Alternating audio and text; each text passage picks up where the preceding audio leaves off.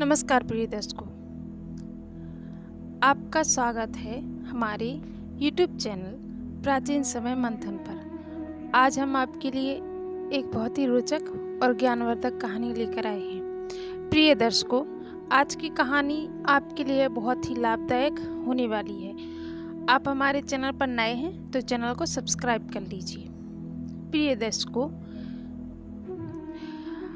आज की कहानी में हम आपके लिए बताने वाले हैं कि गुरु पूर्णिमा पर ऐसा हम क्या करें जिससे हमारे सारे कष्ट दूर हो जाएं, सारे संकटों का निवारण हो जाए, हमारे घर की दरिद्रता, दुखहीनता, सब कुछ संकट नष्ट हो जाए। प्रिय दर्शकों, हमारे ऊपर जो दुख दारिद्र लदे हुए हैं, जिन परेशानियों से हम गुजर रहे हैं, आर्थिक तंगी से हम गुजर रहे हैं, उन सभी परेशानियों का एक ही अचूक उपाय है। आज की कहानी में हम आपके लिए उसी के बारे में बताना चाहेंगे। गुरु पूर्णिमा पर आप उस उपाय को अपने जीवन में एक बार जरूर करना। तो प्रिय दर्शकों, कहानी इस तरह से है। गुरु पूर्णिमा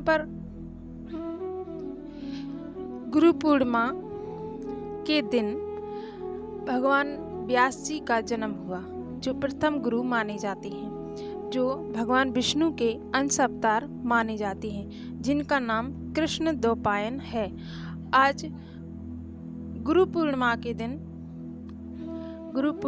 दिन कृष्ण द्वैपायन के जन्मदिन पर ही हम गुरु पूर्णिमा मनाते हैं। उनके दिन उन्होंने संकलन किया था वेदों को रचने का, और महाभारत को भी आज ही के दिन पूरा किया था। कृष्ण द्वैपायन पराशर मुनि के पुत्र थे, जिनकी माता का नाम सत्यवती था। व्यास जी नंदन सुखदेव जी को तो सभी जानते हैं, जिन्होंने भागवत जी की कथा राजा परीक्षित को सुनाई थी। यह कथा उन्होंने अमृत के बदले में देवराज इंद्र को मना कर दिया था। भागवत की कथा उन्होंने बहुत ही अनमोल और सारे वेदों का सार बताया है। अगर आप एक बार भागवत की कथा सुन लेंगे, पढ़ लेंगे, तो आप देखेंगे कि जितना कुछ सारे वेदों में वर्णित है, वह सब भागवत की कथा में आपको सुनने को मिलेगा। तो प्रिय दर्शकों, गुरु पूर्णिमा के दिन गुरु की कृपा होना बहुत बड़ी बात है। आज का दिन गुरुओं के लिए समर्पित है।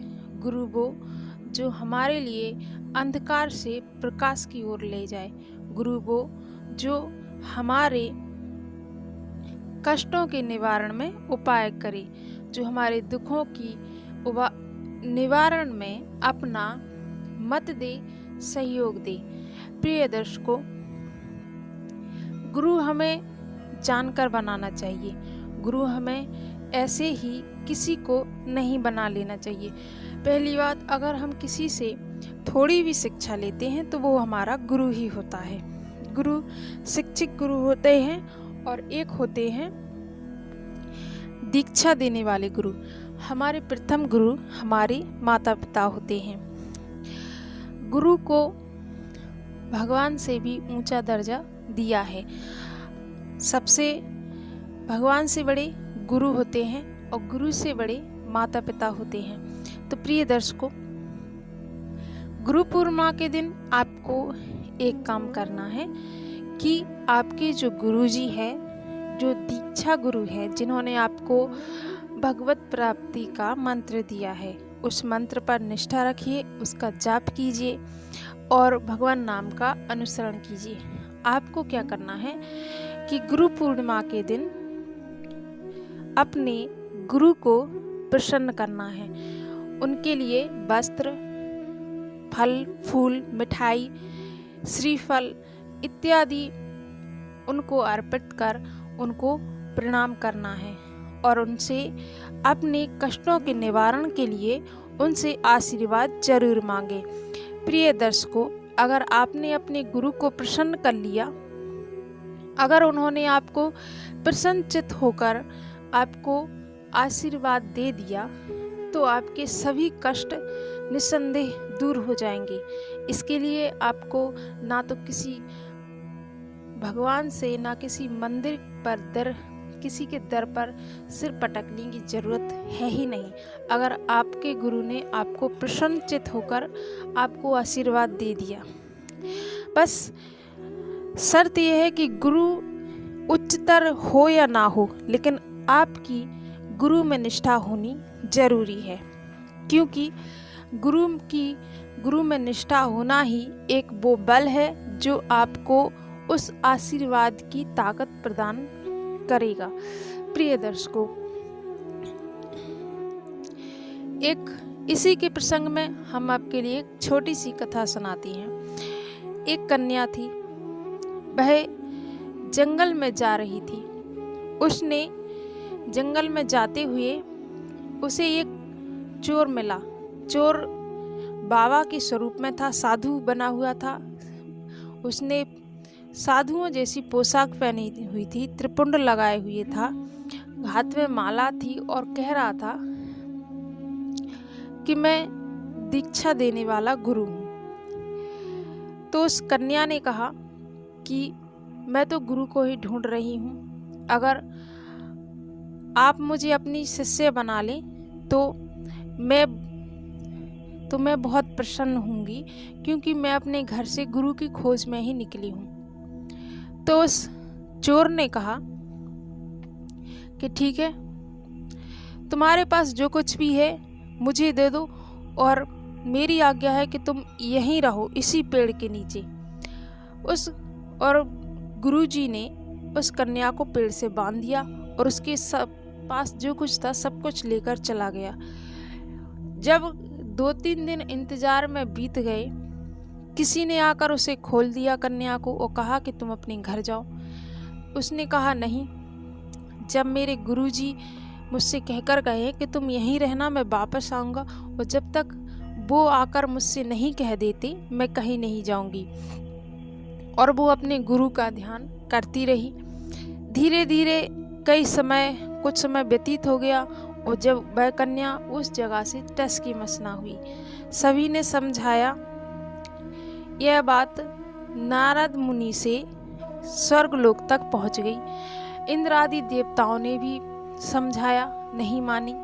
महादेव जी आए, भगवान विष्णु आए, ब्रह्मा जी आए, सब आ गए। उससे कहा कि तुम अपने घर जाओ, तुम्हें गुरुजी से क्या करना है, तुम्हें जो चाहिए हम तुम्हें आशीर्वाद देते हैं। उसने कहा नहीं। महादेव ने कहा तुम जो चाहो हमसे वरदान मांग लो, लेकिन तुम यहाँ से अपने घर जाओ, कुछ खा पी लो। उसने एक भी बात नहीं मानी। बोले जब तक मेरे गुरुजी मुझे दूसरी आज्ञा नहीं देते थे मैं यहाँ से टस की मस नहीं हो सकती। भगवान ने कहा कि अरे भाई जाओ, इनके गुरुजी को ढूंढ कर लाओ। तब वह चोर किसी घर के पीछे छिपा हुआ था, किसी घर की दीवार पर कान लगाए हुए था। वहां से देवता उसे पकड़ के लाए और कन्या देखते ही पैरों पर गिर पड़ी। कहा गुरुजी प्रणाम। तब देवताओं ने कहा कि तुम ऐसे ही किसी को गुरु दक्षिणा देते फिरते हो। भगवान ने तब उस कन्या ने कहा कि गुरुजी आपकी शिक्षा तो मुझे बड़ी काम आई। यहीं खड़े खड़े मुझे सभी देवताओं के दर्शन हो गए, मुझे महादेव जी के दर्शन हो गए, श्री हरि विष्णु के दर्शन हुए, ब्रह्मा जी के दर्शन हुए, आदि सभी कोटि देवताओं के दर्शन हो गए। तो प्रिय दर्शकों, इस कहानी से हमें यह सीख मिलती है कि गुरु की कैसी भी आज्ञा हो उसमें हमारा भला ही है। बस शर्त यह है कि उसमें निष्ठा होनी चाहिए, उसमें संदेह नहीं होना चाहिए। तो प्रिय दर्शकों, आपको आशा है कि हमारी कहानी पसंद आई होगी, आप इस पर अमल ज़रूर करेंगे और